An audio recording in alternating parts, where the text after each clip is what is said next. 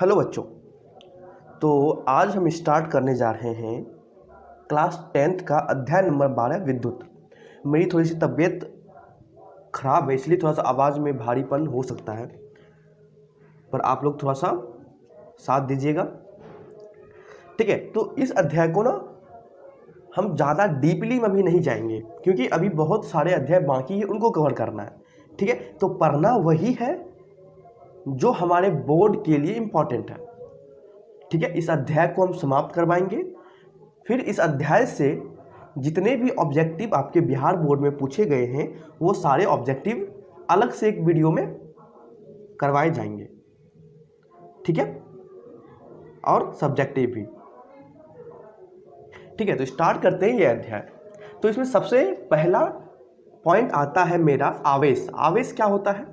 आवेश क्या होता है? ये परमाणु का एक मूल कण होता है। मान लो एक छोटा सा कण होता है आवेश। अब ये आवेश धनात्मक और ऋणात्मक दोनों हो सकता है।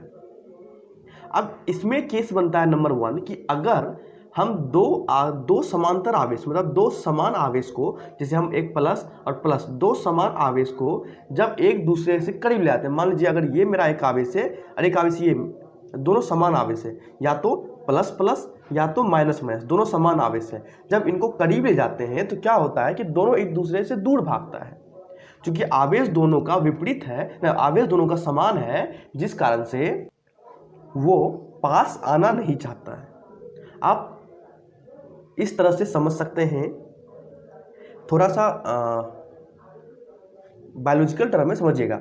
अब एक लड़का और एक लड़का पास आना नहीं चाहता है, पर जैसे ही एक लड़का और एक लड़की आता है तो वो एक दूसरे में अट्रैक्शन हो जाता है, एक दूसरे को आकर्षित करता है, पसंद आता है। तो वो क्या होता है, अगर दो विपरीत आवेश होता है, एक प्लस होता है एक माइनस होता है, तो दोनों क्या करेगा, एक दूसरे को अपनी ओर आकर्षित करेगा। और दोनों आवेश, जैसे अगर ये प्लस है प्लस, दोनों एक दूसरे क्या करेगा, दूर भेजेगा, जाओ तुम भी उधर जाओ, तुम भी उधर जाओ। सेम उसी तरह देखिए, अगर दोनों अलग अलग है, मतलब दोनों सेम आवेश है, आवेश या चार्ज, अगर ऋणात्मक आवेश है तो दोनों क्या बोलेगा, तुम, मतलब हम दोनों एक जैसा, एक तलवार में होता ना कि एक म्यान में दो तलवार नहीं रह सकता, वो एक कहावत है। ये बोलता है तुम भी है तुम भी है, हम मतलब नफरत करते हैं, तुम दोनों दूर भागो हमसे। तो क्या होता है, ये दोनों दूर भाग जाता है एक दूसरे से, ठीक है। तो यहाँ से क्या निष्कर्ष निकलता है कि आवेश क्या है? आवेश परमाणु का एक छोटा सा एक मूल कण होता है। आवेश धनात्मक और ऋणात्मक समान होता है, और समान आवेश समान आवेश जैसे प्लस प्लस या माइनस माइनस एक दूसरे से अपने से दूर भेजता है, या इंग्लिश में रिपेल करता है। और दो असमान आवेश, जैसे माइनस है प्लस है, या यहाँ प्लस हो जाए या माइनस हो जाए, कोई दिक्कत नहीं है, तो ये दोनों एक दूसरे क्या करेगा, आकर्षित करेगा, ठीक है। और आवेश के बारे में कुछ और बात है, उसको जानते हैं। आवेश का एसआई मात्रक, मतलब इंटरनेशनल सिस्टम जो होता है वो कूलम होता है, जिसे हम सी से सूचित करते हैं। और एक कूलम बराबर 6 × 10⁻18 इलेक्ट्रॉन होता है, ठीक है। और वहीं एक इलेक्ट्रॉन बराबर 1.6 × 10⁻19 कूलम होता है। ये इंपॉर्टेंट है, इसे माइंड में रखना है, ठीक है। आवेश का ऐसा मात्रक क्या होता है, कूलम होता है, और एक कूलम में कितना इलेक्ट्रॉन होता है, 6 × 10⁻18 इलेक्ट्रॉन होता है, और एक इलेक्ट्रॉन में 1.6 × 10⁻19 कूलम होता है। कूलम किसका मात्रक है? चार्ज का मात्रक है, या आवेश का मात्रक है। अब आवेश धनात्मक हो ऋणात्मक, उससे कोई फर्क नहीं पड़ता है, उससे कोई फर्क नहीं पड़ता है एसआई मात्रक को, ठीक है। तो यहां से एक सूत्र मेरा बन के निकलता है, क्या, Q = Ne, जहां Q क्या हो गया, कुल आवेश हो गया। Q क्या होगा, कुल आवेश, और N क्या होता है, इलेक्ट्रॉनों की संख्या, ठीक है। N क्या है, इलेक्ट्रॉन की संख्या, और E एक इलेक्ट्रॉन पर कितना आवेश होता है, ठीक है। ये सब सूत्र है, ये सब सूत्र इस्तेमाल किए जाते हैं। तो Q = Ne क्या होता है, जहां Q क्या होता है, कुल आवेश। जैसे हम एक एग्जांपल आपको लेकर समझाते हैं कि मान लेते हैं मेरे पास एक गोला है, ठीक है, और इस गोले पे 5 इलेक्ट्रॉन्स हैं, ठीक है। इस गोले पर 5 इलेक्ट्रॉन्स हैं, तो कुल आवेश ज्ञात करें। तो बोल रहा है कि इस गोले पे, इस पूरा गोला पे कितना, 5 इलेक्ट्रॉन है, तो कुल कितना आवेश होगा, कुल कितना चार्ज होगा इस गोले पे। तो हम क्या लगाएंगे सूत्र, Q = N × E, जहां Q क्या है, कुल आवेश। अब ये गोला का बात हो गया, कहीं बिंदु का बात हो जाए, तो मतलब जैसा जैसा स्थान होगा वैसा वैसा अपना समझ लेंगे। तो हमको क्या पूछता है, इस कुल गोले पे कितना आवेश होगा, कब, जब इस पे 5 इलेक्ट्रॉन दिया गया है, तो हम जानते हैं एक सूत्र Q बराबर NE होता है, जहां Q क्या होता है, कुल आवेश। अब गोला का बात है तो गोला पे कुल आवेश, अगर आयताकार होता है तो आयत पे कुल आवेश, त्रिभुज होता है त्रिभुज पे कुल आवेश, बिंदु होता है तो बिंदु पे कुल आवेश, बराबर होता है N इंटू ई। और N क्या होता है, इलेक्ट्रॉनों की संख्या, नंबर ऑफ इलेक्ट्रॉन। इस गोले पे कितना इलेक्ट्रॉन है, कितना इलेक्ट्रॉन है, 1 2 3 4 5, या सवाल में दिया गया 5 इलेक्ट्रॉन है, तो N की जगह 5 लिख दिए, गुना क्या है ई, गुना क्या ई, ई क्या होता है, एक इलेक्ट्रॉन पे आवेश। तो एक इलेक्ट्रॉन पे कितना आवेश होता है, एक इलेक्ट्रॉन पे 1 गुना 1.6 गुना 10⁻⁻19 कूलम होता है। कूलम किसका मात्रक है, एसआई, कूलम किसका एसआई मात्रक है, आवेश का। तो यहाँ पे हम क्या लिख दिए, एक इलेक्ट्रॉन की जगह 1.6 गुना 10⁻⁻19 कूलम। तो इसको गुना कर देंगे, 5 गुना 1.6, ये हमारा क्या निकल जाएगा, कुल आवेश इस गोले पे कितना है। ठीक है, ठीक, आगे बढ़ते हैं। आगे का टॉपिक क्या है, आगे का पॉइंट है विद्युत धारा। देखिए, चूंकि विद्युत धारा जो है मेरा पसंदीदा चैप्टर है हमेशा से, जब से हम 12th पास आउट किए, मैं मतलब जो ये अध्याय से बहुत ज़्यादा लगाव है मेरा। ठीक है, तो पढ़ाना तो हम चाहते हैं इसको काफ़ी डीप में, काफ़ी मतलब बहुत कुछ बताना चाहते हैं, पर मजबूरी ये है कि अभी उतना समय नहीं। अगर उतना अभी दूर लेके चले गए तो फिर सिलेबस मेरा नहीं हो पाएगा। ठीक है, इसको खत्म कर लेते हैं। अगर समय खत्म हो गया तो कभी एक अलग वीडियो में विद्युत के बारे में बहुत सारे बात करेंगे, कैसे विद्युत जो होता है, तार के अंदर आवेश कैसे बहता है, वो मतलब क्या, मतलब विभव कैसे होता है, धारा कैसे प्रभाव होता है, बहुत कुछ है। तो एक तरह समझ लीजिए ये मेरा पसंदीदा चैप्टर है, बहुत पसंद है मुझे ये चैप्टर और सभी चैप्टर। ठीक है, तो आगे बढ़ते हैं। आगे हम पढ़ते हैं विद्युत धारा के बारे में। विद्युत धारा क्या होता है, हम यहाँ पर चूंकि सूत्र लिख लिए, पर आपको क्या लिखना है, विद्युत धारा क्या होता है। तो लिखना है विद्युत धारा के बारे में, प्रति सेकेंड या 1 सेकेंड में कितना आवेश का फ्लो होता है, या एक आवेश का बहना क्या कहलाता है, विद्युत धारा। मान लेते हैं कि मेरा क्या है, हम एक पेपर, एक रफ कॉपी ले लेते हैं, रुकिएगा। ठीक है, तो मान लीजिए क्या है, ये मेरा तार है, तार है जो हमारे घर में तार होता है, मान लेते हैं ये तार है। ठीक है, तो हमको ज्ञात करना है इस तार में कितना करंट, करंट मतलब विद्युत धारा, इसको आई से सूचित करते हैं, कितना करंट बह रहा है। तो हम क्या करेंगे, इस तार में कोई भी एक बिंदु ले लेंगे, चलो कोई भी एक जगह ले लेंगे, इतना दूर छोटा सा। उसके बाद हम क्या देखेंगे कि हमको क्या निकालना है, इस इतना दूर में कितना करंट पास हो रहा है। अगर इतना दूर में जितना करंट पास होगा उतना ही यहाँ पर ही पास होगा, उतना ही करंट यहाँ पर भी होगा, उतना भी करंट मतलब धारा यहाँ पर ही होगा। ठीक है, तो हम क्या करते हैं, मान लेते हैं इतनी दूर से जितना करंट निकलेगा उतना ही करंट सब में होगा। तो हम मान लेते हैं यहाँ क्या निकालते हैं, करंट निकालना चाहते हैं। तो यहाँ पर जो करंट निकालना चाहते हैं, तो करंट जो होता है वो होता है कि 1 सेकेंड में, मतलब 1 सेकेंड में इतनी दूरी से कितना आवेश का प्रभाव होता है, आवेश का, या आप इसको चार्ज बोल सकते हैं, आवेश क्यू चार्ज। 1 सेकेंड में कितना चार्ज यहाँ से, कितना आवेश यहाँ से बहता है, वो क्या कहला जाएगा, विद्युत धारा कहला जाएगा। ठीक है, यहाँ तो कोई दिक्कत। अगर किताबी लैंग्वेज लिखना चाहते हैं तो आप बोल दीजिएगा कि किसी चालक की किसी भी अनुप्रस्थ काट से, अनुप्रस्थ काट मतलब क्या, ये छोटा सा भाग जो होता है, अनुप्रस्थ काट से टी समय में क्यू आवेश प्रभावित होता है, तब उस अनुप्रस्थ काट से प्रभावित विद्युत धारा आई क्या कहलाएगा, क्यू बटे टी। ये तो किताबी परिभाषा है। हम अपना बात क्या बोल दिए कि एक छोटा सा हिस्सा ले लो तार का, उस हिस्से से 1 सेकेंड में कितना आवेश का प्रभाव होता है, दोनों को भाग दे दो, क्या निकल जाएगा, मेरा विद्युत धारा निकल जाएगा, करंट निकल जाएगा। ठीक है, तो यहां से क्या निकल गया, आवेश बटे समय। आवेश को हम क्यू लिख दिए, क्यू मतलब समझ में आ गया होगा, क्यू कुल आवेश को सूचित करते हैं, और समय को हम टी लिख दिए। ठीक है, टी फॉर टाइम। तो यहां से सूत्र निकल के आता है कि क्यू बराबर आई इंटू टी। ये किसके बराबर निकला, आई के बराबर ना, आई के बराबर निकला ना, तो हम लिख सकते हैं क्यू बराबर आई, इसको इधर कर दिए गुना टी, तो क्यू बराबर आई टी। ये सूत्र निकल गया, जहां क्यू क्या है, मेरा आवेश है, और आई क्या है, मेरा उस जो तार से कितना धारा प्रवाह कर रहा है वो धारा है, और टी क्या है, कुल समय में, कितना समय में वो धारा प्रवाह कर रहा है या आवेश प्रवाह कर रहा है। ठीक है, तो जनरल में अगर बोलेंगे तो क्यू क्या आवेश है, आई क्या धारा है, विद्युत धारा है, टी क्या समय है। ठीक है, तो यहां सूत्र क्या निकल गया, क्यू बराबर आई टी। अब इसका एसआई मात्रक क्या होता है, एम्पियर। जो धारा होता है, धारा का एसआई मात्रक क्या होता है, एम्पियर। कहीं कहीं ए एम पी लिखा जाता है, या ए या एम्पियर, इसको आपको इस तरह से हिंदी में लिखा जाएगा, एम्पियर। अब इसका दूसरा एसआई मात्रक भी हम कैसे निकालते हैं, हम जानते हैं, क्यू आई बराबर क्या होता है, क्यू बाई टी। यहाँ देखिए क्यू बराबर आई टी है, तो आई बराबर क्या होगा, क्यू बटे टी। अब क्यू क्या है, चार्ज, और चार्ज का SI मात्रक, या हिंदी में बोलो आवेश, आवेश का SI मात्रक कूलम, अभी हम बात कर चुके हैं। तो इसका SI मात्रक क्या हो जाएगा, कूलम। और टी क्या है, समय, और समय का SI मात्रक सेकेंड होता है। समय का SI मात्रक क्या होता है, सेकेंड। तो आप यहाँ से क्या निकल जाएंगे, कूलम पर सेकेंड। तो ये भी क्या हो जाएगा, करंट का या धारा का SI मात्रक। तो धारा का SI मात्रक क्या होगा, एम्पियर या कूलम पर सेकेंड। ठीक है, चलिए आगे बढ़ते हैं। आगे कुछ यहाँ नोट में लिखाया हुआ है, ये सब आपको याद करना है।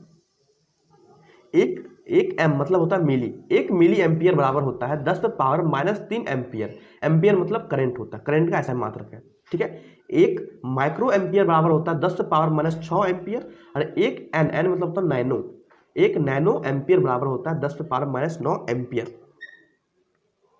ठीक है, यहां तक कोई दिक्कत, ये याद करने वाला बात है, आप इसको याद कर लीजिएगा। ठीक, चलिए एक सवाल करते हैं, एनसीईआरटी का सवाल है। एनसीईआरटी सवाल हम यहाँ पे छोटा में लिख देते हैं क्योंकि ये भी हिंदी में लिख सकते हैं। तो सवाल कुछ यूं था कि एक बल्ब हमको जोड़ा हुआ था, उस बल्ब में, बल्ब मतलब जैसे मान लीजिए अगर ये बल्ब मेरा जुड़ा हुआ है, तो बल्ब किससे, तार से जुड़ा हुआ है। तो मान लेते हैं ये तार से मेरा बल्ब जुड़ा हुआ है, मान लीजिए कोई तार से ये बल्ब जुड़ा हुआ है, और इस तार में 0.5 ए मतलब क्या, एम्पियर मतलब करेंट, मतलब धारा जो है 0.5 एम्पियर धारा प्रभावित किया जाता है। कितना, 10 मिनट तक, 10 मिनट तक प्रभावित किया जाता है। ठीक है, तो हमसे पूछता है कि इस विद्युत परिपथ में प्रभावित विद्युत आवेश कितना होगा। तो हमसे क्या पूछ रहा है, क्यों बताइए भैया क्या होगा। हमसे क्या पूछा सवाल में, चार्ज बताओ कितना इससे फ्लो होगा। ठीक, एक बार सवाल हम फिर से रिपीट करते हैं। रिपीट सवाल था क्या, कुछ इस तरह से बल्ब जुड़ा हुआ था, तार से जुड़ा हुआ था। अब बोला गया था कि उस तार में ना 0.5 एम्पियर का करंट बह रहा है, मतलब धारा प्रवाह हो रहा है। अब हम क्या करते हैं, हम एक मतलब मशीन ले लेते हैं, हम देखते हैं कि 10 मिनट तक अगर हम इस तार में धारा प्रवाह करते हैं तो कुल कितना आवेश प्रवाह हुआ होगा इस परिपथ में। हमको आवेश मतलब चार्ज पूछ रहा है, तो हम जानते हैं Q बराबर क्या होता है, I गुने T। I क्या होता है, धारा, जो हमको दिया हुआ 0.5 एम्पियर गुना T क्या होता है, समय, और ये समय किस में होना चाहिए, सेकेंड में होना चाहिए। तो ये कितना दिया, मिनट में दिया हुआ, तो लिख देंगे टाइम कितना हो गया, 10 मिनट दिया हुआ ना, तो 10 1 मिनट कर देंगे, 1 मिनट, इसको इस तरह ले सकते हैं ना, 10 मिनट को हम लिख सकते हैं 10 गुना 1 मिनट, तो इसको 10 और 1 मिनट में कितना सेकेंड, 60 सेकेंड। तो 10 मिनट में कितना सेकेंड हो गया, 600 सेकेंड। तो यहां से मेरा चार्ज कितना निकल गया, इसको गुना कर लीजिए, 0.5 गुना 6 गुना 10⁻2, डबल जीरो लिख दिए, नीचे में दशमलव उड़ गया, 10 से 10 खत्म, तो 5 6 के 30, 30 दहे 300। तो चार्ज कितना निकल गया, 300 सी मतलब कूलम। क्योंकि हम जानते हैं कि आवेश का SI मतलब क्या होता है, कूलम। यहाँ पे लिख दिए क्यू कितना निकला, 300 कूलम। मतलब कि अगर हम इस परिपथ में 0.5 एम्पियर का करंट प्रवाह करते हैं 10 मिनट के लिए, तब कुल आवेश इस परिपथ में कितना प्रवाह होगा, 300 कूलम। ठीक है, या हम इस तरह से बोल सकते हैं, अगर हम इस परिपथ से 300 कूलम आवेश को प्रवाह करवाते हैं तो कुल करंट कितना पास होगा, 0.5 एम्पियर करंट। कितना मिनट के लिए, 10 मिनट के लिए। ठीक है, तो ये मेरा एक एनसीईआरटी का सवाल था जो हम कर लिए। ठीक है, चलिए आगे बढ़ते हैं। फिर चलिए आगे है कि विद्युत धारा को मापना। देखिए इसमें 2 चीज पढ़ा जाता है, एक होता है एमीटर पढ़ते हैं, एक दूसरा होता है वोल्ट मीटर को पढ़ा जाता है। एमीटर क्या होता है कि हम जैसे आपको दिखाने की कोशिश करते हैं कि देखिए हम आपको छोटा सा तस्वीर दिखा, मान लेते हैं ये इस तरह से एक परिपथ बनाया गया है, इसमें सब कुछ के बारे में हम आपको बताएंगे। ठीक है, अब इस परिपथ में कितना करंट, कितना धारा प्रवाह हो रहा है वो हमको नापना है। तो हम क्या करते हैं, अगर इधर से धारा मतलब होता है ना, अगर जिधर एक बड़ा वाला पोल होता है उधर से धारा प्रवाह होता है, इधर से धारा प्रवाह होता है, हम क्या करते हैं इसके बीच हम क्या करते हैं, एक एमीटर को जोड़ देते हैं। इस तरह से होता है, इस तरह से हम इसको सूचित करते हैं। हम क्या करते हैं, एमीटर को जोड़ देते हैं। अब एमीटर का काम क्या होता है कि परिपथ में धारा को मापना। ठीक है, देखिए इस तरह से ना एमीटर का हम क्या करते हैं, विद्युत धारा को मापते हैं, किससे, एमीटर द्वारा। अगर हमको करंट मापना होता है, अगर हमको परिपथ में किसी भी बिंदु पे या हमको उस परिपथ में कितना धारा प्रवाह हो रहा है वो मापना होता है, तो हम एमीटर का इस्तेमाल करते हैं। अगर उसमें कितना वोल्टेज आ रहा है, तो उसके लिए हम क्या करते हैं, वोल्ट मीटर का इस्तेमाल करते हैं। होता है ना कि अगर मान लीजिए कि आपके घर में पंखा चल रहा है, ठीक है, अब आपके दिमाग में आया कि इस पंखा में कितना धारा, इस पंखा में कितना धारा, मतलब इसका जो तार जुड़ा हुआ है ना बिजली से, प्लग से, तो इस तार में कितना करंट या कितना धारा का प्रभाव हो रहा है, ताकि पंखा एकदम मस्त gun gun gun gun gun नाच रहा है। तो हम क्या करते हैं, उस तार में एमीटर को लगा देते हैं। हम क्या करते हैं, उस तार में एमीटर को लगा देते हैं। उसको हम कुछ इस तरह से सूचित करते हैं कॉपी पे। तो एमीटर लगा दिए, तो एमीटर क्या दर्शाया कि उस तार में कितना करंट जो होता है, कितना धारा प्रवाह हो रहा है। ठीक है, अगर अब मेरा दिमाग चल गया, चलो भाई हम इस तार में कितना वोल्टेज आ रहा है वो नापते हैं। होता है ना कि कभी वोल्टेज ज्यादा हो गया, कभी वोल्टेज कम हो गया, तो हमको मन क्या, चलो इसका वोल्टेज मापते हैं, कितना वोल्टेज आ रहा है। तो हम क्या करते हैं, वोल्टेज मापने के लिए हम वोल्ट मीटर का इस्तेमाल करते हैं। अब वोल्ट मीटर को कुछ इस तरह से सूचित किया जाता है। ठीक है, अब इसके रिगार्डिंग कुछ इंपॉर्टेंट पॉइंट है, उसको जान लेते हैं। ठीक है, पहले एमीटर क्या होता है, एमीटर क्या होता है लिखेंगे। एमीटर एक विद्युत यंत्र है जिसके द्वारा हम परिपथ का धारा माप सकते हैं, उसे हम क्या बोलते हैं, एमीटर बोलते हैं। ठीक है, इस तरह से सूचित किया जाता है। और एमीटर का जो प्रतिरोध होता है, प्रतिरोध क्या होता है कि हम इसको आगे और अच्छे से समझाएंगे। प्रतिरोध अभी समझ लीजिए कि मतलब रुकावट जो होता है प्रतिरोध होता है। गांव सब में क्या, जब भी गांव जाइएगा ना तो गांव में देखिएगा रोड पर रोड कम होता है, ब्रेकर ज्यादा। ब्रेकर मतलब होता है ना उबड़ा ढाबरा, ऐसा होता है। तो रोड कम होता है, ब्रेकर ज्यादा होता है, क्योंकि क्या होता है, गांव की जनसंख्या की बात नहीं है, मेन होता है गांव पे ना बच्चे लोग खुले रहते हैं, रोड पे इधर से उधर भागते रहते हैं। इसलिए क्या वहाँ ब्रेकर लगा दिया जाता है ताकि गाड़ी का जो गति है वो धीमी हो जाए, है ना। उसी तरह सर्किट में, उसी तरह जो है ना परिपथ में, जैसे हम आपको दिखाते हैं, उसी तरह इस परिपथ में भी ये क्या है, ये प्रतिरोध है। प्रतिरोध को इस तरह से सूचित किया जाता है, इसको हम आर से सूचित करते हैं प्रतिरोध को। ये इसलिए लगाया जाता है ताकि करंट को ये क्या करे, थोड़ा सा अपने में अवशोषित कर ले, शोषित कर ले। ठीक है, इसको हम और अच्छे से आगे बात करेंगे। तो क्या होता है, जो एमीटर का प्रतिरोध क्या होता है, कम होता है, और इसको श्रेणी क्रम में जोड़ा जाता है। अब श्रेणी क्रम समांतर क्रम अभी आपको समझ में नहीं आया हो, ठीक, पर हम इस पर आगे और बात करेंगे। ठीक है, श्रेणी क्रम में जैसे क्या होता है, जैसे मान लेते हैं हमारे पास 4 बल्ब है, तो हमको बोल देगा क्या मास्टर, चलो इस चारों बल्ब को हमको श्रेणी क्रम में जोड़ो। तो श्रेणी मतलब क्या, एक जैसा। तो अगर मान लीजिए बल्ब है, मान लीजिए ये मेरा 4 bulb, 1 bulb, 2 bulb, 3 bulb, 4 bulb है, इसको हमको श्रेणी क्रम जोड़ना। तो हम क्या करते हैं, श्रेणी क्रम लोग है, एक बल्ब को जोड़ दिए, ठीक, दूसरा बल्ब को जोड़ दिए, तीसरा बल्ब को जोड़ दिए, चौथा बल्ब को जोड़ दिए। अगर सब बल्ब इस तरह से जुड़ा हुआ रहता है तो इसको हम बोलते हैं श्रेणी क्रम। ठीक है, इसको क्या बोलते हैं हम, श्रेणी क्रम। और एक और होता है समांतर क्रम। जैसे मान लीजिए हमको दे दिया चारों बल्ब को समांतर क्रम में जोड़ो, तो हम क्या करेंगे, पहला बल्ब ऊपर लिख दिए, ठीक है, फिर उसी के नीचे दूसरा बल्ब कुछ इस तरह से, फिर जैसे मान लीजिए फिर तीसरा बल्ब, फिर चौथा बल्ब, कुछ इस तरह से हम इसको जोड़ दिए। तो ये जो सजावट होगा, ये जो इस तरह से अगर हम बल्ब को सजाते हैं या जोड़ते हैं तो इसको हम क्या बोलते हैं, समांतर क्रम, और इसको श्रेणी क्रम। आगे इसके बारे में बताया गया है। ठीक है, तो विद्युत धारा को हम किससे मापते हैं, एमीटर द्वारा। और एमीटर का प्रतिरोध कम होता है, उसको इस तरह से संचेत या सूचित या प्रतीक जो होता है एमीटर को इस तरह से हम बनाते हैं, और इसका श्रेणी क्रम में जोड़ा जाता है। ठीक है, क्यों जोड़ा जाता है, ये क्लास 12 में अगर आप पढ़िएगा हमारे से तो हम इसको डिटेल में बताएंगे। अभी बस मैंने श्रेणी क्रम में जोड़ा जाता है। और विद्युत धारा की दिशा के विपरीत में इलेक्ट्रॉन का प्रभाव होता है। अब इसको हम समझा देते हैं कि आप जानते हैं कि हमारे घर में जो तार से ही ना विद्युत धारा प्रभाव होता है ना, कि तार से मेरा विद्युत धारा आया या जो भी करंट आता है जिसके कारण से मेरा क्या होता है, बल्ब जल उठता है, बल्ब क्या होता है, ऑन हो जाता है। ठीक ना, तो इसमें ये पॉइंट बोलता है कि अगर जिधर विद्युत धारा प्रभाव कर रहा है, मान लीजिए अगर विद्युत की धारा, मान लीजिए इधर विद्युत धारा प्रवाह हो रहा है, आई विद्युत धारा मतलब करंट को हम आई से सूचित करते हैं। अगर विद्युत धारा इधर से इधर जा रहा है तो इसका मतलब कि उस कंडक्टर में, उस चालक में जो इलेक्ट्रॉन होगा वो इधर से इधर होगा। मतलब अगर इलेक्ट्रॉन इस दिशा में बह रहा है तो करंट इस दिशा में बहेगा। ठीक है, अगर इलेक्ट्रॉन इस दिशा में बह रहा है तो करंट जो होगा, जो धारा होगा विद्युत धारा, ये इलेक्ट्रॉन के विपरीत दिशा में मतलब इस दिशा में बहेगा। यही ये पॉइंट यहां पे बताया है कि विद्युत धारा की दिशा के विपरीत में इलेक्ट्रॉन का प्रभाव होता है। ठीक है, चलिए आगे बढ़ते हैं। आगे क्या मेरा, वोल्ट मीटर के बारे में। अब पहले अगर पूछ दिया जाए वोल्ट मीटर क्या होता है तो हम बोलेंगे वोल्ट मीटर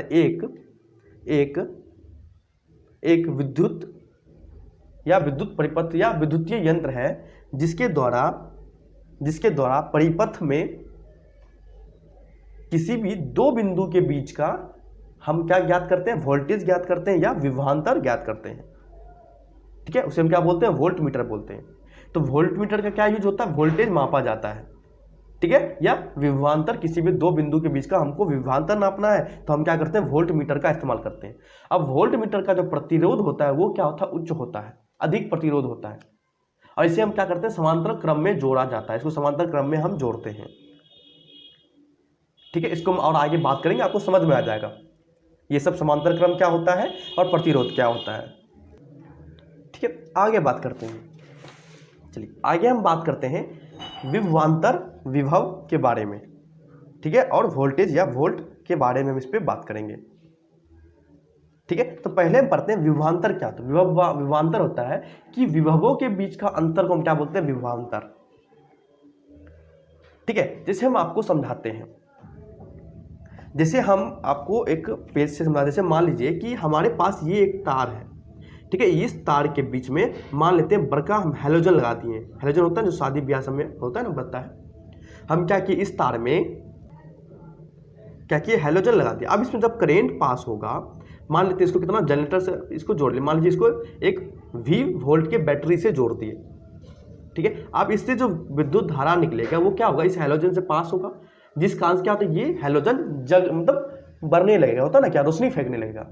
तो क्या होता है, ये कुछ करंट को या कुछ धारा को अपने में खाता है, तब ना जाके ये क्या होता है, विद्युत धारा को किसमें, मतलब प्रकाश में परिवर्तन करता है।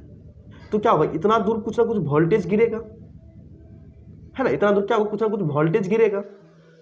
अगर इसके बाद अगर हम यहाँ पर हम कुछ और लगा दिए या इसके बाद और कुछ लगा दिए तो क्या होगा कि अगर हम इस तरह से लगाते हैं श्रेणी क्रम में, तो जो करंट जाएगा सबसे ज़्यादा करंट इसमें प्रवाहित होगा, ये काफ़ी मतलब बढ़िया रोशनी करेगा, ठीक है। अब चूंकि आई करंट जा रहा है तो आई में से कुछ ये खा लिया, तो अब आई तो आई नहीं रहा, अब कुछ कम हो जाएगा, फिर आगे करंट बहेगा तो ये बल्ब कुछ खा लेगा, तो ये इससे कम चमकेगा, फिर ये कुछ खा लिया तो ये उससे कम चमकेगा। मतलब क्या हो रहा है कि अगर हम करंट या धारा प्रवाह करते हैं किसी परिपथ में, तो अगर चूंकि श्रेणी क्रम, इसीलिए नहीं, हम अपने घर में जितना भी हम उपकरण देखते हैं ना, बल्ब, पंखा, टीवी, फ्रिज जो भी होता है, सभी को जो बल्ब हो गया, पंखा जितना भी होता है, सबको हम समांतर क्रम में जोड़ते हैं। कारण भी यही है कि अगर हम इस तरह से जोड़ देते हैं, अगर मान लीजिए कि यहाँ कुछ गड़बड़ी आ गया तो धारा तो प्रवाह आगे होगा ही नहीं, है ना। अगर यहाँ कुछ मान लीजिए यहाँ तार कट गया तो धारा आगे प्रवाह नहीं होगा, तब ये बल्ब नहीं जल रहा है, इसका मतलब ये दोनों भी बल्ब नहीं जलेगा, ठीक है। और उसी तरह समांतर क्रम में क्या होता है कि मान लीजिए ये बल्ब में कोई दिक्कत आ गया, इसमें मान लीजिए यहाँ पर तार चूहा काट गया, तो क्या होगा, इसमें से जो धारा प्रवाह होगा ये आके रुक जाएगा, खत्म हो जाएगा। पर और सब में जो धारा प्रवाह होगा जिस कारण से और सब बल्ब क्या होगा, जलेगा, फ्रिज, टीवी, पंखा चलेगा। मान लेते हैं ये बल्ब में से लाइन नहीं पास हो रहा है तो इसमें ये बल्ब नहीं जलेगा, ठीक है। तो अब यहाँ पॉइंट आता है, हम क्या पढ़ रहे हैं, विभवांतर ज्ञात करना। मान लीजिए हमको बोले क्या, इस बिंदु और इस बिंदु के बीच के विभवांतर ज्ञात करिए, तो मतलब क्या बोला, विभवांतर मतलब विभव के बीच का अंतर। विभव मतलब क्या होता है, ये वोल्टेज, मतलब यहाँ और यहाँ के बीच का वोल्टेज क्या होगा, क्योंकि हम जानते हैं यहाँ वोल्टेज हाई होगा, फिर यहाँ पे घटते घटते यहाँ वोल्टेज कम होगा। अगर इसको हम V1 मान ले, इसको V2 मान ले, तो वोल्टेज के बीच का अंतर हमको ज्ञात करना है, मतलब इस दोनों के बीच का कितना वोल्टेज यहाँ पे खत्म हुआ, ये हमको ज्ञात करना है। इसी को क्या बोलते हैं, विभवांतर। मतलब दो विभवों के बीच, दो बिंदु के बीच अगर हम विभव ज्ञात करते हैं तो विभव में क्या होगा, अंतर होगा, उसी अंतर को हम क्या बोलते हैं, विभवांतर बोलते हैं। या हम इसको इस तरह समझते हैं कि विभवों के बीच का अंतर क्या कहलाता है, विभवांतर कहलाता है। और दो बिंदु को बीच, अगर मान लीजिए हम इस दोनों बिंदु के बीच अगर हमको विभवांतर ज्ञात करना होता है तो हम कुछ इस तरह से ज्ञात करते हैं। जैसे मान लीजिए बिंदु 1 और बिंदु 2, इस दोनों के बीच हम क्या करते हैं, विभवांतर ज्ञात करना चाहते हैं। मतलब इस दोनों के बीच हम क्या ज्ञात करना है, वोल्टेज ज्ञात करना है। तो V बराबर होता है इस दोनों के बीच कि कितना कार्य किया, कुल कितना आवेश प्रभावित हुआ। V बराबर होता है W/Q, मतलब W होता है किया गया कार्य बटे कुल आवेश। इतना, इस दोनों के बीच में कुल कितना आवेश है और कितना कार्य किया गया, वो क्या कहलाता है, विभवांतर बोला जाता है। दो बिंदु के बीच का विभवांतर कहलाता है। हम इस पर सवाल करेंगे, ठीक है। इसको आगे कुछ और देख लेते हैं। तो विभवांतर क्या होता है, विभवों के बीच का अंतर क्या कहलाता है, विभवांतर कहलाता है। इसे वोल्ट मीटर द्वारा मापा जाता है। हम बात कर चुके हैं वोल्ट मीटर का इस्तेमाल कहाँ होता है, वोल्टेज या विभवांतर मापने में हम बात कर चुके हैं, ठीक है। तो विद्युत धारा हमेशा उच्च विभवांतर से निम्न विभवांतर की तरफ प्रभावित होता है। सही बात है, सही बात है कि अगर मान लो, चूंकि सवाल आपको इस तरह से दिया रहेगा, अगर ये इसको ये बड़ा है मतलब क्या, इसका विभवांतर अधिक है, ये छोटा है इसका मतलब क्या, इसका विभवांतर अधिक है, तो हमेशा धारा जो प्रवाह होगा तो वो इधर से इधर की ओर होगा, इधर से इधर की ओर होगा, इधर से इधर की ओर होगा। उच्च विभवांतर से निम्न विभवांतर की ओर धारा का प्रवाह होगा, ठीक है। यही इसमें बात किया है कि विद्युत धारा हमेशा उच्च विभवांतर से निम्न विभवांतर की तरफ प्रभावित होता है या प्रवाहित मतलब प्रभाव होता है, समझो इतना बात, ठीक है। आगे बढ़े हम, चलिए आगे हम समझते हैं विभव क्या होता है। विभव, चूंकि विभव हम समझा दिए क्या होता है, अब हम फिर समझते हैं विभव। विभव होता है, विभव का जो परिभाषा अगर आपको बोर्ड में पूछ लिया जाए तो हम इस तरह से लिखेंगे। विभव क्या होता है कि एकांक धनावेश को, मतलब एक मान लीजिए आंख बंद करिए, इमेजिन करिए कि हम क्या किए, एक धनात्मक कोई चार्ज को लेते हैं, वो चार्ज कहीं दूर रखा हुआ, हम उसको क्या मतलब ठेल ठेल के या घींच तीर के कैसे भी करके हम क्या करते हैं, उसको विद्युत क्षेत्र वाले फील्ड में ला देते हैं। विद्युत क्षेत्र मतलब क्या, कि जहाँ पे जो लाइन वाइन का काम ज़्यादा हो, ठीक है, जहाँ पे धारा का प्रवाह हो, तो हम उस क्षेत्र में क्या कर देते हैं। देखिए आपको मालूम होना चाहिए, चूंकि ये क्लास में नहीं है, कि अगर आपके कार मतलब होता है ना तार में अगर करंट प्रवाह हो रहा है ना, धारा प्रवाह हो रहा है, तो अपने आसपास वो क्या होता है, अपने आसपास कुछ इस तरह से अपने आसपास क्या होता है, विद्युत का क्षेत्र बनाता है, विद्युत का क्षेत्र बनाता है। आप देखे होंगे, क्योंकि अभी हम लोग के घर में चूंकि तार बहुत छोटा वगैरह सब होता है, तो उसमें उतना करंट नहीं प्रवाह होता है। तो आप लोग गांव में देखते हैं बड़ा बड़ा सा टावर लगा होता है, टावर क्या होता है, तार होता है लेकिन हमसे काफ़ी दूर होता है, हमसे काफ़ी दूर होता है। कारण इसका यही है कि उस तार में जो करंट होता है वो बहुत ज़्यादा अधिक होता है, जिस कारण से अगर उसके रेंज में आप वो तार क्या होता है, वो तार होता है बड़ा बड़ा टावर के बीच कुछ इस तरह से टावर होता होगा, आपको शायद देखे होंगे गाँव सब में, सब जगह होता है कुछ इस तरह से टावर होता है। तो उसमें जो तार लगा होता है, उस तार में बहुत ज़्यादा अधिक धारा प्रभाव होता है, जिस कारण से क्या होता है, वो अपने आसपास क्या होता है ना, विद्युत क्षेत्र बना देता है, विद्युत का क्षेत्र बना देता है। अगर आप उसके पास जाते हैं तो वो क्या करेगा, आपको मतलब तुरंत आपको उसको अपनी ओर खींच लेगा, तुरंत सटाक से खींच लेगा, आप जिंदा भी नहीं रहिएगा, तुरंत निपट जाइएगा, तुरंत मर जाइएगा। तो उसमें क्या होता है, धारा प्रवाह अधिक होता है, जिस कारण क्या होता है, वो अपना विद्युत एक क्षेत्र बना लेता है, विद्युत का क्षेत्र बना लेता है, जिस कारण से अगर उसके पास कोई भी आवेश आता है तो वो क्या होता है, अपनी ओर झटाक से आकर्षित कर लेता है, ठीक है। चलिए आगे बढ़ते हैं। तो क्या लिखा गया विभव कि एकांक धनावेश को अनंत से किसी विद्युत क्षेत्र तक लाने में किया गया कार्य क्या कहलाता है, उस बिंदु का क्या कहलाता है, विभव कहलाता है। मतलब समझ लीजिए कि मान लीजिए ये क्या मेरा विद्युत क्षेत्र है, अगर ये यहाँ मेरा क्या है, एक आवेश है, क्यू आवेश है। अब हम क्या करते हैं, क्यू आवेश को उठा के घींच तिर के हम इसको यहाँ पहुँचा देते हैं, इसके विद्युत क्षेत्र में ला देते हैं। तो यहाँ से यहाँ तक लाने में जो कार्य किया गया, इस हमारे द्वारा या जो भी उपकरण उसके द्वारा कार्य किया गया, वो क्या होता है, ये जो कार्य किया गया वो होता है कि इन दोनों के बीच का विभवांतर या विभव का अंतर v, और कुल कितना चार्ज को हम ले गया उसके बराबर होता है। या यहाँ से हम लिखते हैं v बराबर W/Q, जो अभी हम आपको यहाँ पे बताए थे ना, यहाँ पे कहाँ गया, यहाँ बताए थे ना, v बराबर W/Q, मतलब कितना कार्य किए हम, क्या इस चार्ज को यहाँ से यहाँ तक लाने में कितना कार्य किए, बटे कितना आवेश, ये चार्ज कितना चार्ज है, कितना आवेश को हम यहाँ से यहाँ तक ले गए, दोनों का अनुपात क्या निकलता है, वोल्टेज निकलता है, विभवांतर निकलता है, ठीक है। अब इसी में आता है एक पॉइंट कि मान लेते हैं क्या कि यहाँ पे 1 कूलम का चार्ज रखा गया है। क्या होता है, 1 कूलम का चार्ज कैसा है, मात्रा क्या होता है, कूलम होता है, मतलब आवेश कैसा है, मात्रा क्या होता है, कूलम। तो हम क्या करते हैं, यहाँ पे 1 कूलम आवेश को रखा जाता है, ठीक है। अब 1 कूलम आवेश को यहाँ से उठाकर यहाँ तक ले जाने में 1 जूल का कार्य करते हैं। जो कार्य होता है उसका ऐसा मात्रक जूल होता है, ठीक है। ये सब 11th में और अच्छे से पढ़िएगा, बहुत बड़ा चैप्टर होता है, इसमें मजा आता है। तो हम क्या करते हैं, 1 कूलम आवेश को यहाँ से उठा के यहाँ तक ले जाते हैं, कितना जूल कार्य करते हैं, 1 जूल कार्य करते हैं। ऊर्जा का ऐसा मात्रक या कार्य का ऐसा मात्रक जूल होता है। तो यहाँ जो वोल्टेज होता है वो क्या होता है, क्या होगा, एक कितना जूल क्या होता है, वर्क अपॉन, मतलब क्या होता है, कार्य बटे आवेश। कितना कार्य किया, 1 जूल कार्य किए, कितना आवेश को ले गए, 1 कूलम को आवेश ले गए, तो 1 जूल बटे 1 कूलम यहाँ से क्या निकल जाता है, 1 वोल्ट निकल जाता था, या हम यहाँ से लिखते हैं 1 वोल्ट बराबर होता है 1 जूल पर सेकेंड, या कहीं कहीं आपको वोल्ट बराबर जूल पर सेकेंड भी आपको दिया जा सकता है या पूछा जा सकता है आपके सवाल में, आपके बोर्ड में। ठीक है, तो उम्मीद करते हैं आपको कुछ समझ में आ रहा होगा। नहीं समझ में आ रहा होगा तो आप अपना व्हाट्सएप पे अपना जो भी सवाल है आप उसको भेज दीजिएगा। ठीक है, तो यहाँ विभव क्या होता है, एकांक धनावेश को अनंत से विद्युत क्षेत्र तक लाने में किया गया कार्य उस पॉइंट का विभव कहलाता है। विभव क्या होता है, W बटे Q, मतलब किया गया कार्य बटे कितना आवेश को ले गए वो, या हम यहाँ से लिखते हैं W बराबर Q गुना V, है ना, W बराबर किसको भेज दिए। ठीक है, अब यहाँ से आता है कि विभवांतर का जो SI मात्रक होता है वो क्या होता है, वोल्ट होता है। वो क्या होता है, वोल्ट होता है, जिसे हम सिर्फ V से सूचित करते हैं। और एक पॉइंट और होता है कि पृथ्वी का विभव, पृथ्वी का जो पोटेंशियल होता है वो क्या होता है, शून्य होता है। ठीक है, हम इस पे जब आप 11th में जाइएगा ना, अगर हम 11th क्लास लेंगे तो उसमें बहुत अधिक बात करेंगे, आपको मजा आ जाएगा, कसम से आपको बहुत मजा आएगा। जब हम इस सब पे बात करेंगे तो बहुत कुछ आपको सीखने को मिलेगा।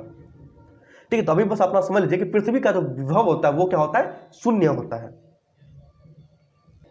तब ना आपको हम सिर्फ छोटा सा उदाहरण देखते हैं, तब आपको देखते होंगे कि बोलता है ना कि अर्थिन में पानी दो, या कभी आप सुने होंगे कि किसी भी घर का क्या होता है, अर्थिन क्या होता है, जमीन में होता है ना, तार एक जमीन में घोप दिया जाता है। क्यों, उसके पीछे यही विभव का कारण है। जितना भी अनावश्यक जो हमको यूज नहीं है, यही अगर तार कटा वटा हो गया, जितना उसके बीच का जितना भी करंट हो, जितना भी धारा होगा, जितना विभव होगा, क्या होगा, वो सब जमीन के अंदर चला जाए, जमीन के अंदर चल जाए। ठीक है, इसके बारे में और बात करेंगे, कसम से बहुत बात करें, मजा आएगा, मेरा पसंदीदा चैप्टर है ये। ठीक है, तो अभी सिर्फ जाना है कि पृथ्वी का जो विभव होता है वो क्या होता है, शून्य होता है। ठीक है, एक सवाल करते हैं, पहले उससे पहले एक चित्र को देख लेते हैं। आपको कुछ इस तरह से चित्र देखने को मिलेगा, इस चित्र को समझते हैं पहले। ये चित्र क्या है, ठीक है, तो यहाँ पे क्या मान लेते हैं, ये एक वोल्ट का बैटरी है, कोई बैटरी को हम जोड़ दिए, बैटरी को हम क्या किया, तार से जोड़ दे कुछ इस तरह से, और यहाँ पे क्या किया, कोई एक प्रतिरोध लगा दिए। प्रतिरोध मतलब क्या, आप बॉल लगा दीजिए, बल्ब जो होता है, पंखा लगा दिए, AC फ्रिज टीवी जो भी होता है, प्रतिरोध को आप यहाँ पे जोड़ देते हैं। ठीक है, फिर इस तरह से आपको सर्किट परिपथ को बंद करता है। यहाँ पे क्या होता है, अगर इस तरह से दिखा ब्रैकेट हो और यहाँ बिंदु मतलब की, मतलब क्या होता है, स्विच ऑन है। ठीक है, अब इससे क्या होगा, अब चूंकि अब हम बैटरी को पूरा बंद परिपथ कर दी, तो अब क्या होगा, जहां का विभवांतर अधिक होगा, अब देखिए ये छोटा है मतलब इसका विभवांतर कम है, ये अधिक, इसका विभवांतर अधिक है, तो जिधर अधिक विभवांतर होगा उधर से धारा प्रवाह होगा, तो यहाँ से क्या होगा, धारा निकला, मतलब करंट आई निकला, इस प्रतिरोध में गया, प्रतिरोध जैसे बल्ब पंखा जो भी हो, टीवी फ्रिज, उसमें जो धारा वो प्रवेश किया, जिस कारण से वो क्या होता है, जैसे फ्रिज हुआ तो फ्रिज ऑन हो जाता है, या बल्ब हुआ जलने लग जाता है कुछ इस तरह से। ठीक है, अब फिर जो धारा है वो इधर आके मिल गया छोटा में। ठीक है, आप अगर सोचते होंगे, अगर थोड़ा चले हटाइए, अभी उस पर बात नहीं करना चाहिए, काफ़ी लंबी हो जाएगा। तो अब हम क्या चाहते हैं कि ये जो मेरा परिपथ हम बनाए हैं, जो हम यहाँ पे बल्ब लगाए हैं, या हम इसको R से कुछ इस तरह से बना देते हैं, मान लेते हैं कोई प्रतिरोध है। ठीक है, तो हम ज्ञात करना चाहते हैं कि ये जो आप परिपथ बनाए इसमें कितना एम्पियर का धारा प्रवाह हो रहा है। तो हम क्या करते हैं, सीरीज में हम क्या करते हैं, सीरीज मतलब क्या, श्रेणी क्रम में हम क्या करते हैं, एमीटर को जोड़ लेते हैं। अब ये अगर प्लस हो गया तो ये क्या हो गया, माइनस हो गया, तो हम क्या करते हैं, एमीटर को जोड़ लेते हैं। एमीटर का काम क्या होता है, किसी भी परिपथ में किसी भी दो बिंदु के बीच, मान लेते एक बिंदु ये है, दूसरा बिंदु ये, इसके बीच क्या मापना, धारा को मापना होता है, एमीटर का काम। ठीक है, उसके बाद क्या होता है, चलो एमीटर काम होगा, फिर आगे धारा प्रवाह हुआ, तो किसमें घुसा, मान लीजिए प्रतिरोध में घुसा, या बल्ब मान लो बल्ब में घुसा धारा। तो हम देखना चाहते हैं कि बल्ब में घुसने से पहले, ये धारा जो बल्ब में प्रवेश करने से पहले और प्रवेश करने के बाद का विभवांतर क्या होगा, या वोल्टेज कितना होगा। तो हम क्या करते हैं, इस बल्ब के जहां से करंट आ रहा है उससे पहले और जो करंट निकल रहा है बल्ब से होकर, उसके बीच हम क्या करते हैं, एक वोल्ट मीटर को जोड़ देते हैं इस तरह से, समांतर क्रम में। समांतर क्रम क्या है, इसके ऊपर इस तरह से समांतर क्रम में। ठीक है, तो इससे हमको क्या मिलेगा, इससे हमको पता चल जाएगा कि इसके और इसके, मतलब अगर ये बिंदु 1 हो गया, ये बिंदु 2 हो गया, तो बिंदु 2 और बिंदु 1, या बिंदु 1 और बिंदु 2 के बीच का जो भी विभवांतर होगा वो हमको पता चल जाएगा। कैसे, वोल्ट मीटर के उपयोग से। ठीक है, चलिए आगे बढ़ते हैं, ये चित्र को समझ लीजिए, थोड़ा सा 1 मिनट चित्र को देख लीजिए, फिर हम एक सवाल करते हैं एनसीईआरटी का, उसके बाद आगे बढ़ेंगे। ठीक है, एक सवाल करें, चलिए सवाल कुछ इस तरह से है, लिखिएगा सवाल, ये आपका एनसीईआरटी सवाल है। तो सवाल में दिया हुआ था कि 12 वोल्टेज का या 12 वोल्ट का विभवांतर, या लिख ही लेते हैं, क्या था, कुछ इस तरह से था, 12 वोल्ट विभवांतर, 12 वोल्ट विभवांतर के दो बिंदुओं, थोड़ा सा हैंडराइटिंग उटपटांग हो सकता है पर समझ जाइएगा, दो बिंदुओं के बीच 2 कूलम आवेश को ले जाने में कितना कार्य किया जाता है। कुछ इस तरह से सवाल आपके एनसीईआरटी का है, ठीक है। अगर आपके पास बुक है तो आप देख लीजिएगा। तो हमको क्या बोलता है कि 12 वोल्ट का हमको विभवांतर 2 बिंदुओं के बीच 2 कूलम आवेश को ले जाने में कितना कार्य किया जाता है। तो हम सीधा इसका फॉर्मूला लिखेंगे। कार्य का सूत्र क्या होता है, V गुना Q, है ना। अभी हम बात की ये W बराबर V गुना Q, ये हम बात किए ना अभी, ये हम जानते हैं। तो हम सीधा आसान सवाल, हमको क्या निकालना है, कार्य निकालना है। कार्य W वो क्या होता है, V गुना Q। अब V क्या, विभवांतर किसमें होना चाहिए, वोल्ट में, तो 12 वोल्ट दिया हुआ, तो 12 वोल्ट गुना Q मतलब आवेश, इतना आवेश को ले जाया गया 2 कूलम आवेश को, तो लिख देंगे 2 कूलम, तो यहाँ से क्या निकल गया 24। और जो कार्य का ऐसा मात्रक होता है वो क्या होता है, जूल होता है, जूल, जिसको हम जे से सूचित करते हैं। तो कितना कार्य लगा, 24 जूल का कार्य लगा। क्या, किसमें, 12 वोल्ट का विभवांतर था, उसके 2 बिंदुओं के बीच हम क्या किया, 2 कूलम आवेश को एक जगह से दूसरा जगह ले जाने में कितना कार्य लगा, 24 कूलम का कार्य लगा। ये आसान सवाल था, आपके एनसीईआरटी में दिया गया है, ठीक है। आगे बढ़ते हैं। आगे हम बात करते हैं चालक के बारे में, ठीक है। तो इसमें जो इंपॉर्टेंट है हम उस पर बात करते हैं, ठीक है। पहले समझते हैं चालक क्या होता है। चालक होता है कि जिस पदार्थ से होकर धारा मतलब विद्युत धारा आसानी से प्रभावित हो जाए या प्रभावित हो जाए मतलब प्रभाव हो जाए, उसे हम क्या कहते हैं चालक कहते हैं। जैसे तांबा, चांदी, सोना इत्यादि। तो इन सभी से क्या होता है कि जो धारा प्रवाह हम करने की कोशिश करते हैं वो धारा आसानी से प्रभाव हो जाता है। इसके कारण क्या है, इसके कारण है कि इन सभी जो धातु है इनमें क्या होता है, जो इलेक्ट्रॉन होता है वो क्या होता है, फ्री होता है। तो जैसे हम इसमें धारा का प्रवाह करते हैं या हम, तो वो क्या होता है, इलेक्ट्रॉन धारा का प्रवाह करते हैं अगर जैसे भी इस सभी धातु से होकर, तो क्या होता है, इस सभी धातु में जो इलेक्ट्रॉन्स होते हैं वो क्या होता है, मतलब मूव करने लगता है, मतलब चलने लगता है। और जब भी इलेक्ट्रॉन चलना शुरू हो जाता है तो हम क्या कहते हैं कि उसमें जो करंट है, जो धारा है वो प्रवाह होना शुरू हो जाता है, ठीक है। तो अच्छे चालक कौन से होते हैं, सोना, चांदी, तांबा, ये सब क्या होते हैं, एक अच्छा चालक होता है जिससे क्या होता है, धारा आसानी से प्रभाव हो सकता है, ठीक है। ठीक, उसके बाद देखते हैं क्या है अर्धचालक। अर्धचालक मतलब होता है क्या कि आधा से मतलब आधे भाग से जो धारा है वो प्रभाव होता है और आधे भाग से नहीं होता है। चालक और अर्धचालक मतलब आधा चालक, ठीक है। मतलब एक से धारा प्रभाव आसानी से होगा, दूसरा से धारा प्रभाव नहीं होगा, तो वो क्या कहलाता है, अर्धचालक होता है। जैसे जोनियम, जीई, सिलिकॉन, एसआई, ये सभी क्या होता है, अर्धचालक कहलाता है, ठीक है। ठीक है, इसमें एक चीज और आता है जिसे हम क्या बोलते हैं, कुचालक। कुचालक मतलब क्या होता है, जिससे मतलब जो चालक नहीं हो, कुचालक मतलब जो चालक नहीं हो उसे हम क्या बोलते हैं, कुचालक बोलते हैं। मतलब जिससे धारा प्रवाह बिल्कुल नहीं होता, थोड़ा सा भी नहीं होता, उसे हम क्या बोलते हैं, कुचालक बोलते हैं, या विद्युत रोधी चालक भी बोलते हैं। जैसे कांच, हीरा, कागज ले लो, तो ये सभी चीज क्या है, डायमंड ले लो, ये सभी से क्या होता है कि धारा का प्रभाव बिल्कुल नहीं होता है, चाहे कितना भी आप करंट दे दो उससे धारा प्रभाव नहीं होगा, तो उसे हम क्या बोलेंगे, कुचालक या विद्युत रोधी चालक बोलते हैं, ठीक है। चालक समझ लीजिए, अर्धचालक क्या होता है वो भी समझ लीजिए, और कुचालक क्या होता है वो भी हम समझ लीजिए, ठीक है। और एक आता है मिश्र धातु, हम यहाँ पे नहीं लिखे, हम आगे लिखे, हम आपको दिखा देंगे। तो मिश्र धातु क्या होता है, उसमें एक से अधिक धातु मिला हुआ होता है, ठीक है, जिसमें क्या होता है, एक से अधिक धातु का मिश्रण होता है, वो क्या कहलाता है, मिश्र धातु कहलाता है।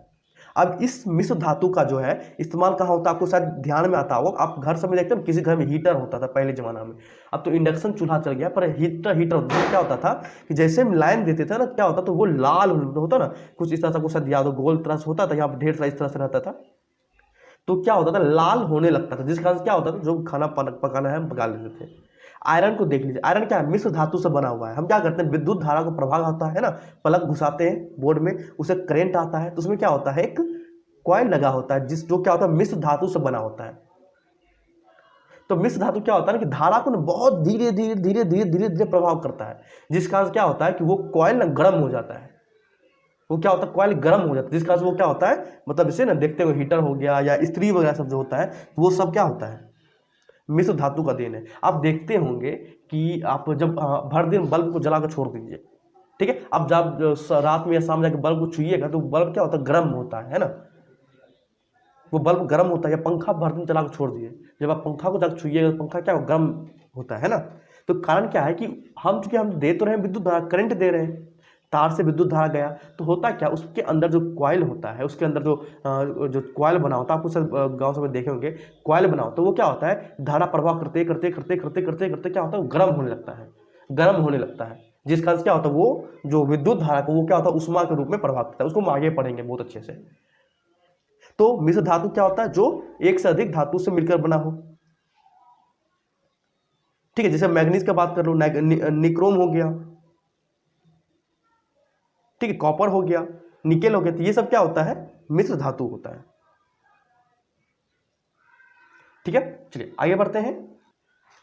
आगे क्या है, प्रतिरोध। प्रतिरोध के बारे में बात कर चुके हैं, ठीक है, मतलब क्या रुकावट होता है, प्रतिरोध होता है, मतलब धारा का प्रवाह करने में कोई रुकावट पैदा कर रहा है उसको प्रतिरोध बोलेंगे। तो किसी चालक का वह गुण जिसके कारण वह प्रभावित जो भी धारा, जो प्रभावित होने वाले धारा का विरोध करता है, उसे क्या बोलते हैं, प्रतिरोध बोलते हैं। हम बात कर चुके हैं। तो प्रतिरोध का जो ऐसा ही मात्रक होता है उसको हम बोलते हैं ओम, ओम बोलते हैं उसको हम। इस तरह से उसका संकेत इस तरह से होता है, इस तरह से हम संकेत करते हैं, ठीक है। और एक ओम जो होता है, एक ओम होता है वो होता है 1 वोल्ट पर एम्पियर, या हम उसको वोल्ट एम्पियर -1 -1 तो क्या, अगर यहाँ पे नहीं कुछ तो पावर 1 है तो ऊपर जगह क्या हो जाता है पावर -1 होता है, या हम इसको वोल्ट एम्पियर इनवर्स, या इसको हम वोल्ट पर एम्पियर भी आप लिख सकते हैं, ठीक है। तो प्रतिरोध को किससे सूचित करते हैं, आर से सूचित करते हैं। प्रतिरोध क्या होता है कि वो धारा को प्रवाह करने में विरोध करता है, उसको प्रतिरोध बोलते हैं। उसका ऐसा मात्रा क्या होता है, ओम होता है, जिसका संकेत कुछ इस तरह से होता है। और एक ओम क्या होता है, वो होता है 1 वोल्ट पर एम्पियर होता है, मतलब 1 एम्पियर में कितना वोल्टेज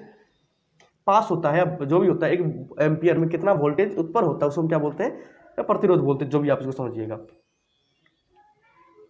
ठीक है। तो एक ओम क्या होता है 1 वोल्ट पर एम्पियर होता है, या हम उसको वोल्ट पर एम्पियर भी लिखते हैं कहीं कहीं, ठीक है। चलिए उसके बाद आगे एक पॉइंट और है कि किसी चालक का प्रतिरोध जो आर होता है, जो प्रतिरोध आर से सूचित करते हैं ना, तो किसी चालक का प्रतिरोध उसकी लंबाई तथा क्षेत्रफल पर निर्भर करता है, ठीक है। तो वहां से इस पॉइंट के लिए एक सूत्र आता है, आर बराबर, इसको बोलते हैं रो, आप लिख लीजिए कॉपी पे, इसको रो बोलते हैं, रो L/A बोलते हैं। आर क्या है, आर क्या अभी हम बात कर चुके हैं, आर क्या प्रतिरोध होता है, और एल क्या हो गया उस तार की लंबाई, जिस तार के बारे में हम बात कर रहे हैं उस तार की लंबाई, एल क्या है तार की लंबाई, और ए क्या हो गया उस तार का जो क्षेत्रफल होता है, हम आपको दिखाते हैं, जिसको हम अनुप्रस्थ या क्रॉस सेक्शनल एरिया बोलते हैं इसमें। जैसे मान लेते हैं ये मेरे पास एक तार है ना, ये कोई एक तार मान लिए, इस तार की लंबाई को हम एल बोलते हैं, और जो एरिया, ये जो गोल वाला भाग होता है ना बाहर में किसी भी तार का ए, उसको हम क्या बोलते हैं, क्रॉस सेक्शनल एरिया या अनुप्रस्थ काट क्षेत्रफल भी बोलते हैं, ठीक है। तो आर बराबर यहाँ से एक सूत्र आता है, आर बराबर रो L/A, L/A, जहाँ एल क्या हो गया तार की लंबाई, और एक क्या हो गया अनुप्रस्थ काट का क्षेत्रफल, मतलब तार का अगला भाग का क्षेत्रफल, और ये रो इसको बोलते हैं प्रतिरोधकता, ठीक है। ये क्या कांस्टेंट होता है, ठीक है। और यहाँ से क्या निकल गया आर।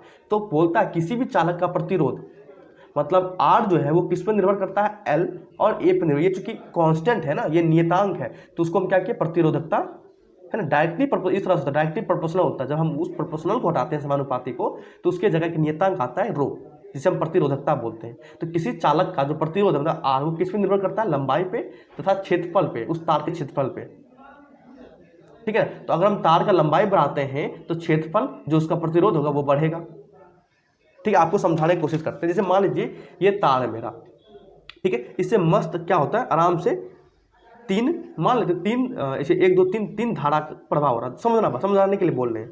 ठीक है, 3 धारा प्रवाह हो रहा है। हम क्या किए, इस तार को घींच के लंबा कर देते, अब घींच के लंबा कुछ इस तरह से हो जाएगा, घींच के और लंबा कर दे कुछ इस तरह से हो जाएगा।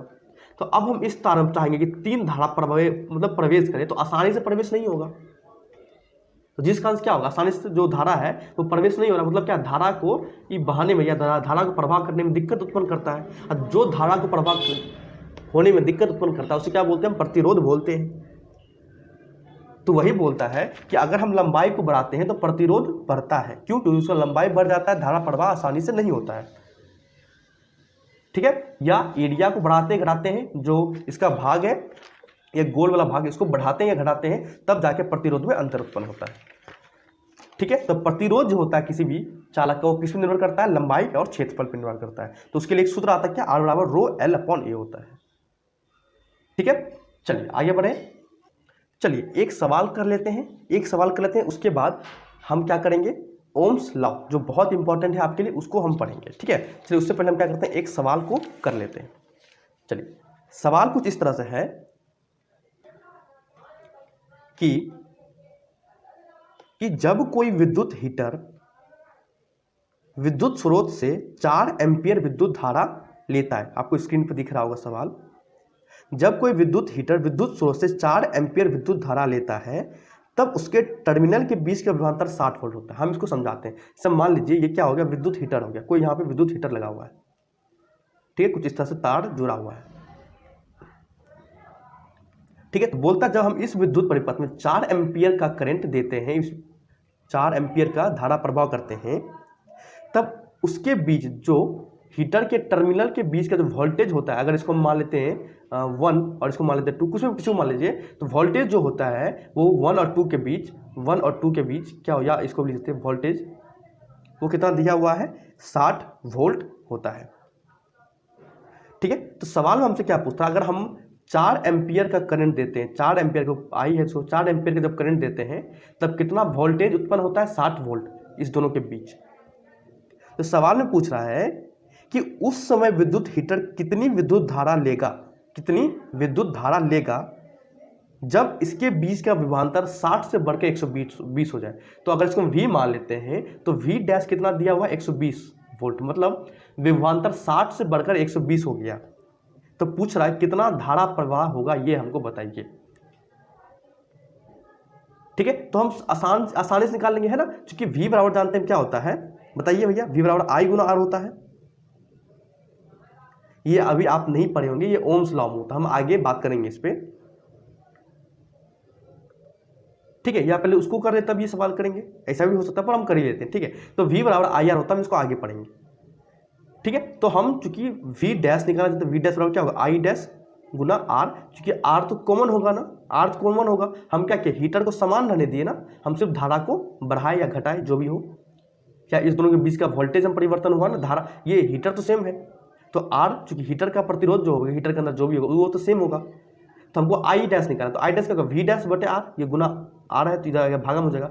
तो हमको अगर R मालूम चल जाए तो हम यहाँ से क्या हो जाएगा, I डैश निकाल सकते हैं, मतलब कितना धारा प्रवाह होगा। तो I डैश निकालने के लिए हमको R मालूम होगा, तो R मालूम के लिए हमको ये जो दिया हुआ इसका इस्तेमाल करना पड़ेगा। कैसे इस्तेमाल करेंगे, हम जानते हैं V बराबर क्या होता है, I गुना R होता है, तो V दिया हुआ 60 बराबर I 4 गुना R, तो यहाँ से R निकले क्या होगा, 60 बटे 4।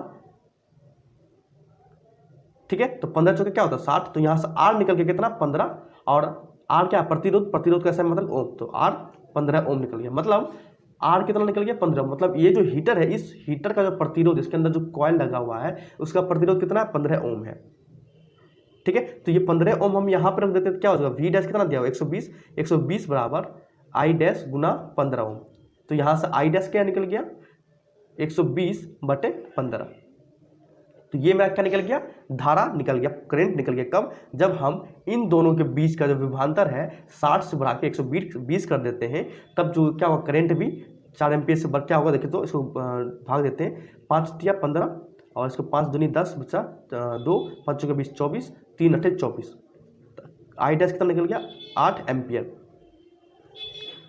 ठीक है, ठीक, तो यहाँ से क्या निकला कि अगर हम वोल्टेज को दोगुना करते हैं ना, दोगुना 60 से बढ़ के 120 कर दी, अगर वोल्टेज को दोगुना करते हैं तो धारा क्या होता है, धारा भी दोगुना हो जाता है। यहाँ 4 था ना, ये क्या निकल गया 8 एम्पियर निकल गया, है ना।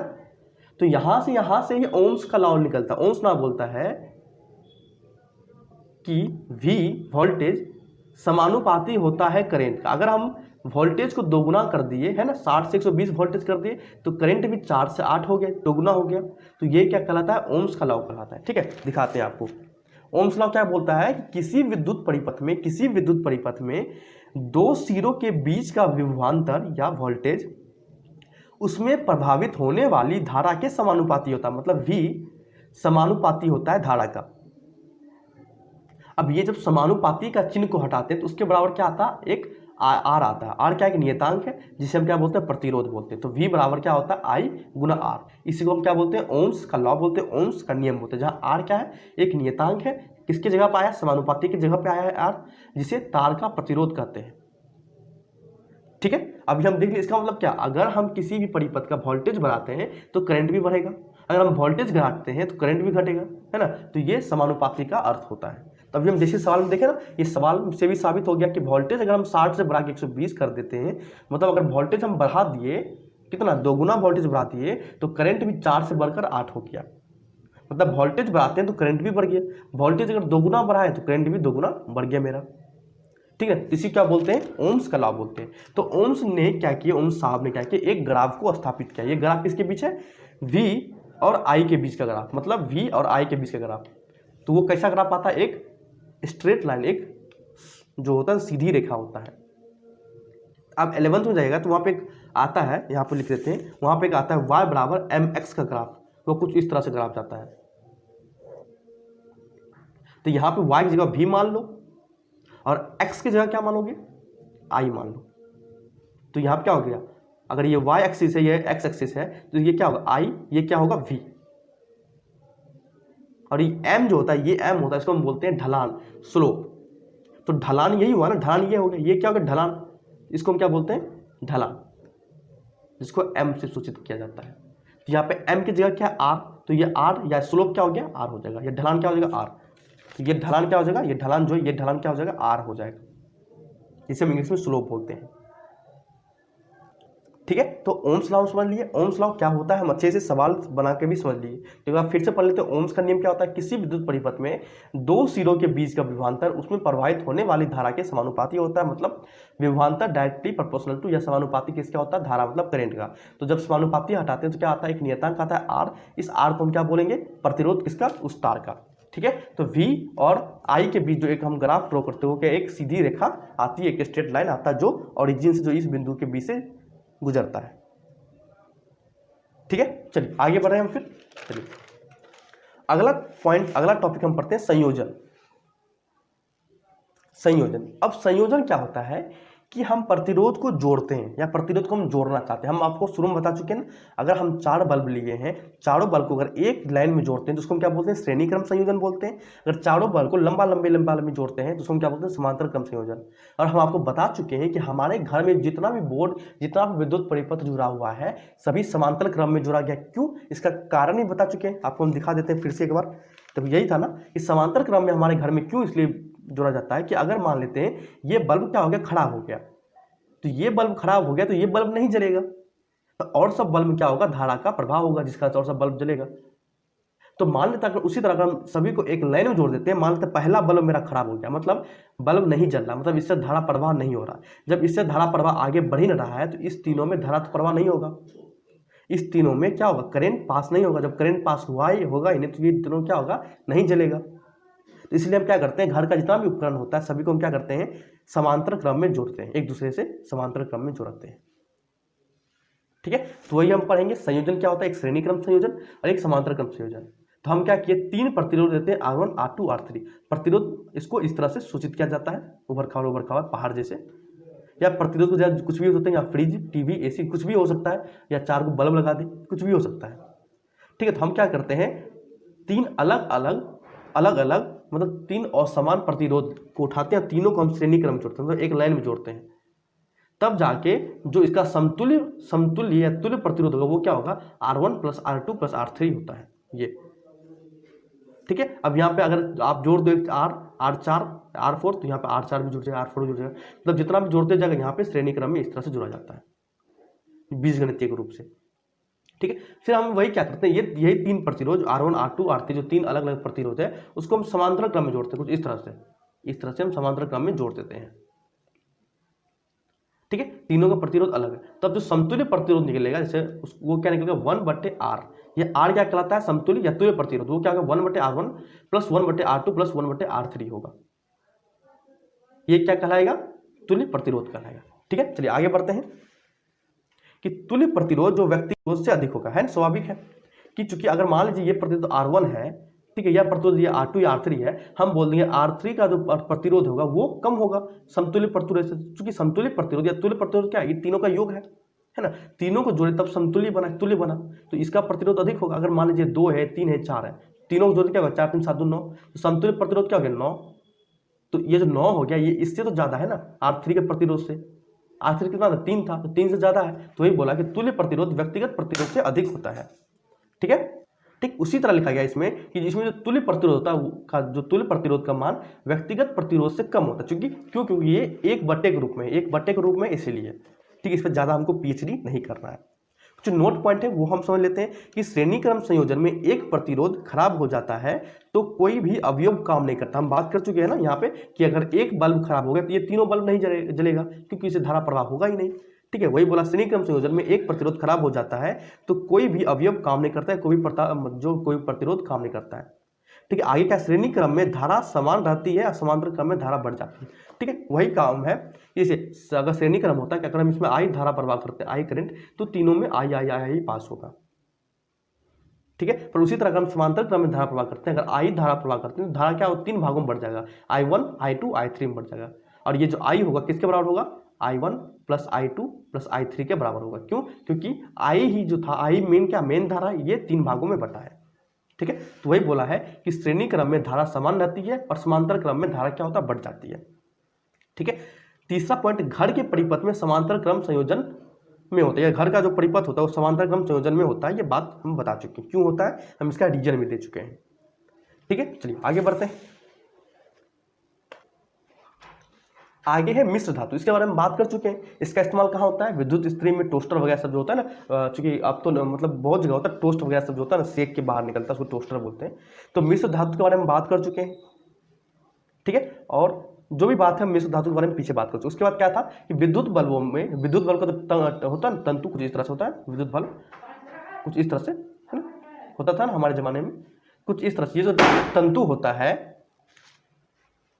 तो उसमें किसका इस्तेमाल होता है, टंगस्टन का इस्तेमाल होता है, ये जो फिलामेंट बना होता है टंगस्टन का।